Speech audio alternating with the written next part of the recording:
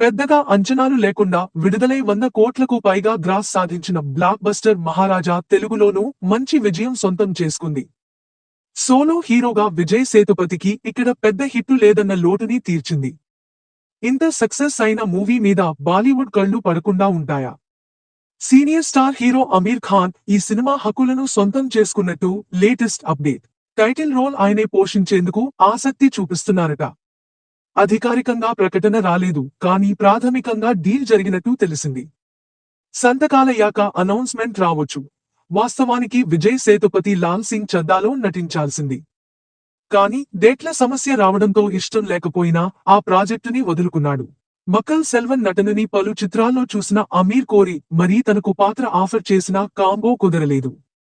అదే నాగా చైతన్య తీసుకున్నాడు. ఫలితం డిజాస్టర్ కావడం చూసి విజయ్ సేతుపతి ఫ్యాన్స్ హమ్మయ్య అనుకుని ఉంటారు, కానీ చైతు మాత్రం ఉత్తరాదిలో బ్యాడ్ డెబ్యూ అందుకున్నాడు. సో మహారాజు చూసి అమీర్ ఖాన్ స్పెల్ బౌండ్ కావడంతో ఎలాంటి ఆశ్చర్యం లేదు. క్యాస్టింగ్, దర్శకుడు గట్రా ఇంకా లాక్ చేయాల్సి ఉంది. తిరిగి సక్సెస్ ట్రాక్ మీద రావడం కోసం ఎదురు చూస్తున్న అమీర్ ఖాన్ కు మహారాజా బెస్ట్ ఛాయిస్ అవుతుంది.